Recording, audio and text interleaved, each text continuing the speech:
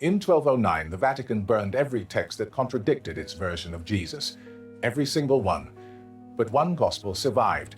Spinoza found a reference to it, and what it named changes everything you were taught. I want to be precise about what I am about to tell you, and what I am not. I am not going to claim there is a hidden gospel in a vault somewhere that proves Jesus was married. What I am going to show you is the documentary record of what was destroyed, and why. What survived, and what the survival of a single reference in a document produced by the very institution that ordered the burning tells us about what those fires were meant to permanently erase. The method is Spinoza's, not the specifics. Spinoza died in 1677 and could not have worked with this particular material. But the method, reading not only what texts say, but what they conspicuously do not say, reading absence as evidence. When an institution destroys evidence, the pattern of destruction is itself a document, and that document, when you know how to read it, is more revealing than the texts that were burned. There is a reason I am starting with 1209 before I tell you about the surviving reference. Without understanding what happened in the summer of that year, in a single afternoon in a city called Béziers, the significance of what survived is impossible to measure. And there is something specific about that summer afternoon that almost nobody talks about.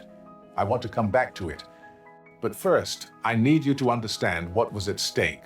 The year is 1209. The Pope is Innocent III, a man who understood with exceptional clarity the difference between a theological debate and a structural threat.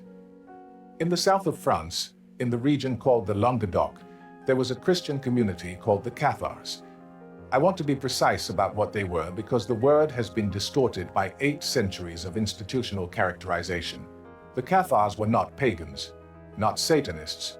They were Christians, and they called themselves good Christians, with a theology rooted in dualism.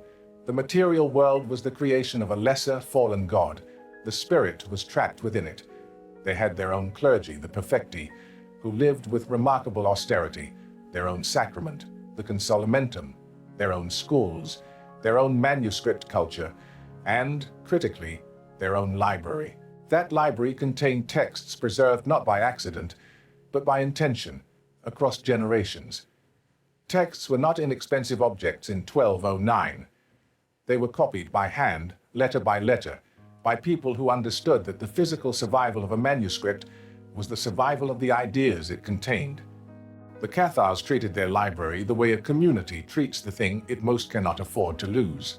Pope Innocent III launched the Albigensian Crusade in spring 1209. The last papal legate to the Languedoc, Pierre de Castelnau, had been assassinated in January 1208. Innocent III used the assassination as his occasion, not against Saracens in the Holy Land, against Christians in southern France on European soil. I want you to hold that. This is the only crusade in the history of the Catholic Church, directed not against an external enemy, but against a community of Christians within Europe. The first signal of how seriously the institution regarded what the Cathars possessed, not who the Cathars were, what they possessed. The inventory list I'm going to show you in a moment, it changes how you read this story entirely. But first, Béziers. July 1209, the city of Béziers. The crusading army, led by the papal legate Arnaud Amaury, arrived outside the city walls. A significant portion of the city's population was not Cathar. They were ordinary Roman Catholics who happened to live there. A delegation went to Arnaud Amaury to ask how the Crusaders would distinguish between the Cathar heretics and the Catholic faithful during the assault. The answer he gave was recorded by Caesarius of Heisterbach in his Dialogus Miraculorum, written approximately a decade after the events. The phrase has come down to us across 8 centuries. Kill them all. God will know his own. The city was burned. The population, estimated by contemporary chronicles at approximately 20,000 people, was killed. Arnaud Amaury wrote to Pope Innocent III that neither age, nor sex, nor status had been spared. He reported this as an achievement. The library burned, the texts burned. Everything the Cathar community of Béziers had preserved across generations was reduced to ash in a single afternoon. But here is the thing, almost nobody talks about. When they burned the library, they were not simply burning heresy. They were burning evidence, and the specific evidence they were burning, the thing that the institution regarded as theologically dangerous enough to warrant a crusade rather than a debate, was not primarily about the nature of the divine. It was about the nature of a human life. I will show you exactly what I mean, but this is the part that, once you see it, becomes difficult to unsee. So, pay attention to what I say next. The Inquisition records from Carcassonne, from the period after 1209 when the Inquisition was systematically processing surviving Cathar communities, are meticulous. The institution was thorough. It recorded what it confiscated. It recorded from whom. It recorded a brief description of the content. In those records from the year 1243, 34 years after Béziers, there is a confiscation entry that has been noted by scholars working in the history of the Cathar movement. The entry describes a text confiscated from a community near Toulouse. The description is brief. The Latin is administrative, but the entry includes a phrase. The text is described as an evangelo, a gospel, which made mention of the consort du Maître, the consort of the master, the consort of the master. So we know texts existed, but which text specifically, and what does their existence tell us about what was being burned? I want to come back to that, because first, I need to show you something that survived. There is a text. It is known today by two names, the Interrogatio Johannis, the questioning of John, and the Book of the Secret Supper. It is a Cathar document. It describes a cosmological dialogue between Jesus and the Apostle John, in which John asks Jesus about the origin and nature of the fallen material world and the divine plan for the soul's liberation. That text exists, not as ash, not as a reference in a hostile document. It exists in two surviving manuscripts. One is held in the archives tracing back to the Inquisition at Carcassonne, the very institution that pursued the Cathar community for decades. The other is in the Österreichische National Bibliothek in Vienna. I want to tell you about the first time I encountered a reference to the Vienna manuscript. It was some years ago. I was in a reading room, one of those rooms that accumulates a particular quality of silence over decades of use, the silence of people who have come to look at things not easily found elsewhere. The light through the high windows was the pale, uncommitted light of an English autumn, the kind that falls flat on the desk without warmth. I had been working through a catalogue of microfilmed manuscripts from collections relating to the Inquisition period in southern France, looking for something entirely unrelated. The floor of the reading room was the kind of pale stone that makes footsteps seem too loud, and I had developed the habit of walking in smaller steps than usual. I came across a catalogue entry. It described the Interrogatio Johannis, Vienna, Austrian National Library. The catalogue note mentioned that the manuscript was one of only two survivals from what had been a much larger corpus of Cathar textual material. And then there was a phrase, brief and almost administrative, that stopped me. The note described the Vienna manuscript as a text that had been preserved not because anyone intended to preserve it, but because confiscation records had been misfiled. The Inquisition had recorded its confiscation. A later archivist had been unable to locate the corresponding destruction record, and so the manuscript, somewhere in the administrative uncertainty of an institution managing the paperwork of persecution, had survived. The institution that was supposed to destroy it had kept it alive through its own bureaucratic imprecision. There is something specific about holding a photocopy of the description of a text that survived the burning of everything around it. Not excitement, exactly. Something quieter and more archaeological. The sensation of finding the edge of an absence. The text that is there because it was mislaid in the records of the institution that was supposed to destroy it. Now listen carefully to what the Interrogatio Johannis actually contains. The theology of the Interrogatio Johannis presents Jesus as a holy spiritual being, a divine emissary of light who did not genuinely inhabit a material body. In the Cathar reading, Jesus could not have taken a wife. He was entirely beyond the entanglements of carnal human existence. Now here is the structural point I want you to hold. If the Cathars believed Jesus was entirely spiritual, if they rejected on theological grounds the idea that he had been genuinely human in the full embodied sense, then they were, by implication, rejecting a tradition. You do not build a theology around denying something unless there is something to deny. Theological denials are responses. They are reactions to prior claims.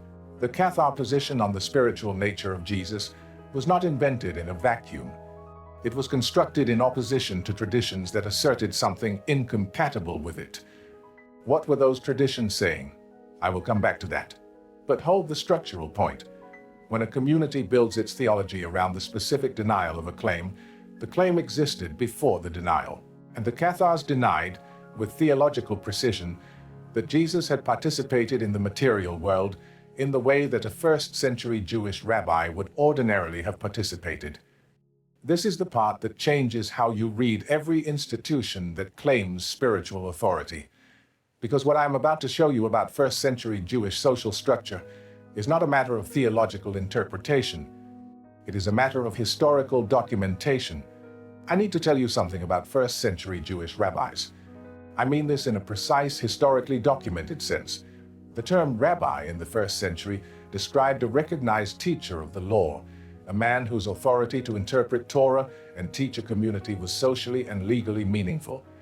And such a man in the culture of first-century Jewish Palestine was expected to fulfill certain social obligations.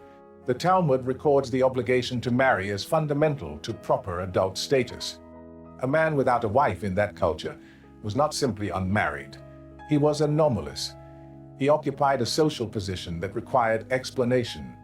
That explanation, the celibate religious specialist, was not unknown, but it was marked. It was exceptional.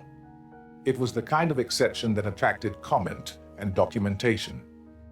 The canonical Gospels describe in considerable detail the social life of Jesus, what he ate, where he slept, who funded his movement, the women who traveled with him and supported the mission from their own resources.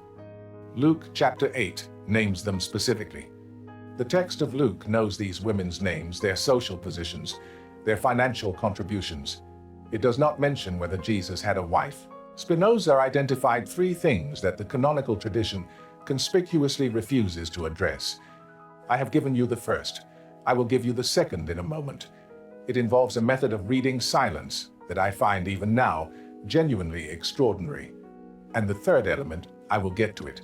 It is the one that makes the dating of the 1209 crusade something other than a coincidence. But first, I was at a conference. It was years ago. A gathering of New Testament scholars somewhere in the north, the kind of event where the panels are formally structured and the real conversations happen in the corridors between sessions, during the breaks, when people who have spent their careers being careful in print can say what they actually think. I was standing in one of those corridors. I had found myself next to a scholar whose work on the social world of Second Temple Judaism I had been reading carefully.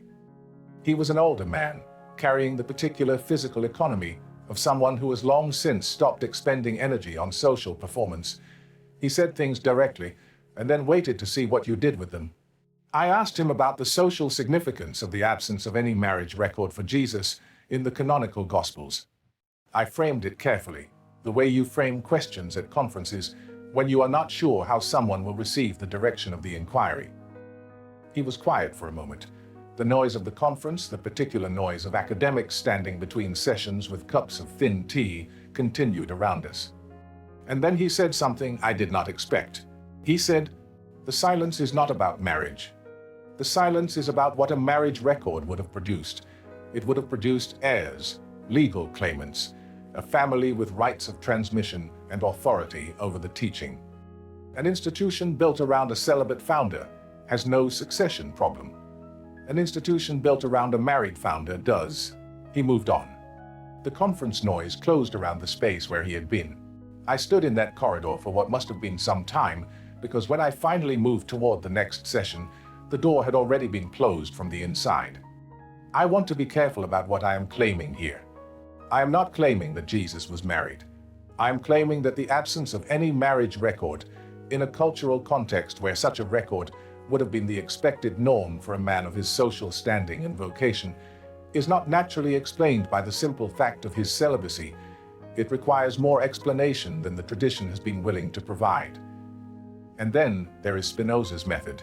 I want to tell you about a night in Norfolk.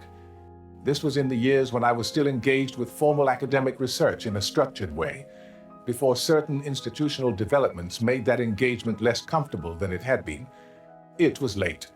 The lamp on my desk was the one that has been there for decades, the one that produces more warmth than light, the one where the metal casing has acquired the particular warmth of long use. I had been working through transcriptions of the Latin Acts of the Second Council of Lateran. The council was held in Rome in 1139 under Pope Innocent II. It produced a number of decrees. One of those decrees, Canon 7, addressed clerical marriage. I had come to the council initially because I was tracking a particular phrase through medieval ecclesiastical legislation, not because I was focused on the marriage question specifically, but when I read Canon 7 with the attention it deserved, something stopped me.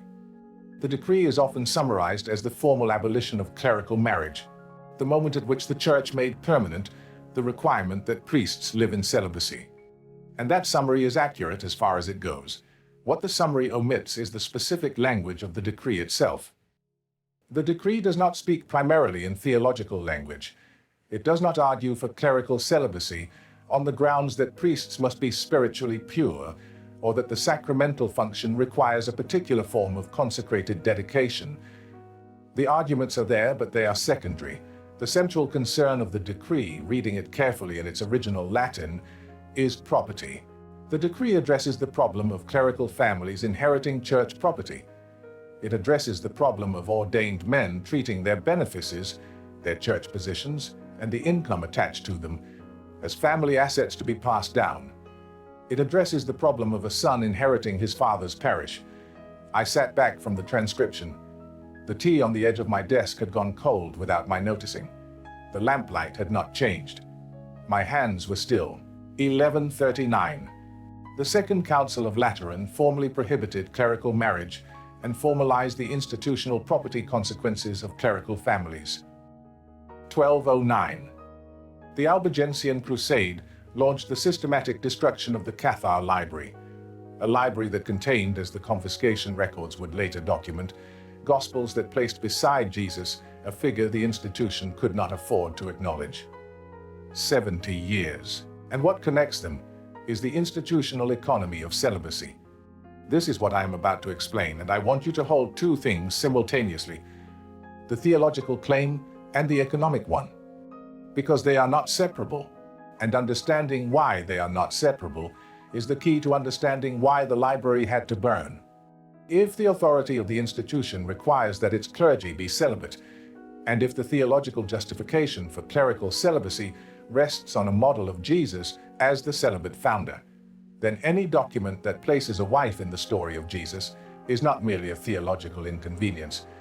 It is an institutional crisis. It undermines not just a dogma, but a property regime. It undermines not just a theological claim, but the entire legal and economic architecture that the Second Council of Lateran had formalized 70 years before the Crusade.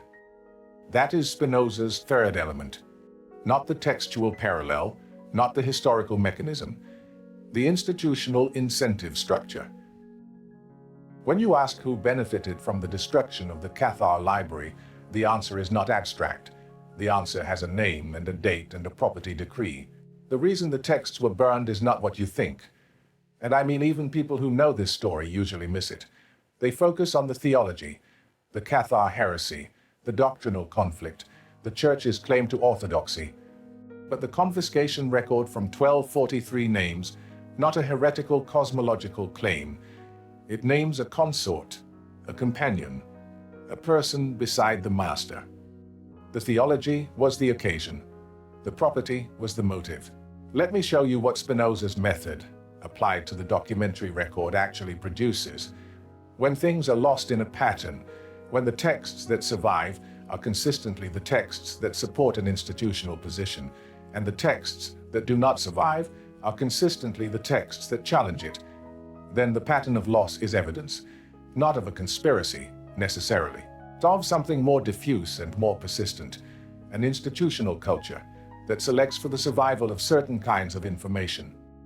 Among the Inquisition records from Carcassonne, from the post-1209 period, the confiscation entry for the year 1243 is still there. The entry describes the evangel that named the consort du Maître, the consort of the master. That document did not survive. It was confiscated and presumably destroyed in the ordinary course of Inquisition procedure. But the confiscation record survived. The confiscation record is the shadow of the destroyed text. It is what Spinoza would have called the trace. Not the thing itself, but the institutional acknowledgement that the thing existed. You only burn what frightens you. The Inquisition records hundreds of confiscations. Most are treated as routine administrative matters. The fact that this particular text received a descriptive entry rather than a simple notation of material confiscated and destroyed suggests that someone in the administrative chain considered its contents worth noting, which means someone in that chain understood that what they were destroying was not ordinary. April DeConnick of Rice University noted something I found more illuminating than most of the controversy around the Jesus marriage question. The question of any single document's authenticity is separate from the question of the tradition the document reflects. Even if a physical fragment were a later copy, it reflected a tradition, a set of claims about Jesus, that existed somewhere in early Christianity. You cannot fabricate a theological position from nothing. You fabricate a document. You do not fabricate the ideas. The ideas come from somewhere. And the Cathar community of 12th century Languedoc was not inventing theology in isolation. They were preserving, in some form, a strand of the earlier Christian diversity that the councils of the 4th and 5th centuries had worked systematically to narrow. April DeConnick's scholarship on early Christian diversity makes this clear. The Jesus of the 2nd and 3rd centuries was not a single figure. There were communities that emphasized his divine nature, communities that emphasized his human nature, and communities that resolved the tension in their own ways. The Jesus who emerges from the canonical Gospels and the Nicene Creed is one resolution, imposed institutionally through councils and canon selection and the suppression of texts that embodied different resolutions. The Cathars were not the first Christians. They were a community with access to texts that had circulated in their tradition for generations. Now I want to return to what was burned, and what the burning tells us. The celibacy of the clergy was not instituted by Jesus. I want to state this plainly. Eusebius of Caesarea, writing his Historia Ecclesiastica in the early 4th century, records married bishops as ordinary fact. Peter, whom the Church regards as the first pope, had a mother-in-law, in which implies a wife. Paul acknowledges in his correspondence that the other apostles and the brothers of the Lord took believing wives with them. The early church was not a celibate institution. Celibacy was a development, not a foundation. It became a requirement through Canon 7 of 1139, more than 1,000 years after the death of Jesus. Before that canonical requirement could be maintained without institutional instability, the theological justification had to be secured. And the theological justification rested on a model of Jesus as the celibate founder, whose priests replicate his celibate vocation. Any text that challenged that model was not merely wrong. It was dangerous in the specific economic sense of the word. It threatened the property regime that Canon 7 was designed to protect. Robert Eisenman's work on James, the brother of Jesus, documents the authority of the family in the Jerusalem church and the tension between that community and the Pauline mission that did not derive its authority from the family. The Jerusalem church was destroyed in 70 CE when Rome destroyed the city. What survived is Paul's letters, written by a man who never met Jesus and whose authority explicitly did not come from the family. And the Gospels, written in the decades after 70 CE, after the Jerusalem community had been obliterated. The tradition that survived is the tradition of Paul, of Rome, of the institutional structures that developed in the Western Empire. The tradition of the family of Jesus, the people who actually knew him, is represented in fragments, in traces, in the negative spaces of what the institutional church found useful to preserve. The silence about the conjugal life of Jesus is not the natural absence of information about an obscure first-century figure. It is a structured absence, concentrated precisely around the information that would threaten the institutional model of the celibate founder. That concentration is not explained by accident. Spinoza was right about the pattern. Institutional theology and institutional economics are not separable. When they converge on a single point, the evidence that contradicts that point becomes dangerous, not in the abstract, concretely, in ways that produce crusades. In September of 2012, Karen King, a scholar at the Harvard Divinity School, presented a paper at the International Congress of Coptic Studies in Rome. The paper described a small fragment of Coptic papyrus, dated paleographically to the 4th century, containing the partially preserved phrase, "Jesus said to them, my wife." The reaction was immediate. Within hours of the presentation, Vatican spokespeople were questioning the fragment's authenticity. The response escalated over the following days. The authenticity of the Karen King fragment has been disputed, and those disputes are legitimate. Ink analysis, provenance, paleography, appropriate methods for any document of uncertain origin. I'm not asking you to accept the fragment as authentic. What I'm asking you to note is the velocity of the institutional response. Before any authentication process was complete, an institution does not mobilize its communications apparatus against a forgery in the first 12 hours. It mobilizes against something that threatens a structure it cannot afford to have questioned. Spinoza understood this. The question I want to leave you with is not the one most people would expect. The obvious question is, was Jesus married? And I have deliberately not tried to answer it directly, because the honest answer is that the evidence does not allow a confident conclusion in either direction. The burned texts are ash. The confiscation record from 1243 describes a document that no longer exists. The Karen King fragment is disputed.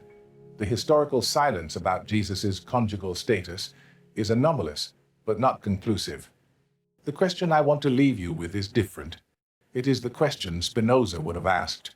Why was it necessary to burn the answer? If Jesus was celibate, if the tradition is simply correct about this, if there was never any serious textual basis for any other conclusion, then why did the Albigensian Crusade destroy the Cathar library? Why did the Inquisition in Carcassonne spend decades confiscating texts from communities that held a different theology? Why did the Vatican respond within hours to a fragment of papyrus presented at a scholarly conference? The celibate model of Jesus, if it is true, is the kind of truth that does not need this level of institutional protection. Truths that are secure do not require crusades. Doctrines that are well-founded in the primary sources do not require the destruction of the libraries that hold the primary sources. The confiscation record from 1243 is still in the archive. The entry for the Evangile that named the consort du Maître. It survived because the Inquisition was meticulous and because even the most thorough institutional destruction leaves administrative records. What was burned in 1209 cannot be recovered. The ash of Béziers will not reassemble into pages. The texts that the Cathar library preserved across generations will not reconstitute themselves from the smoke of that July afternoon. But the silence that replaced them, the structural silence, the anomalous absence, the conspicuous gap in the documentary record where a human life in its full social dimensions should be, that silence can be read. Spinoza knew how to read it. The question is not whether Jesus had a wife. The question is whether the institution that built its authority on a particular answer spent 8 centuries ensuring you could not ask it. Take care of yourselves.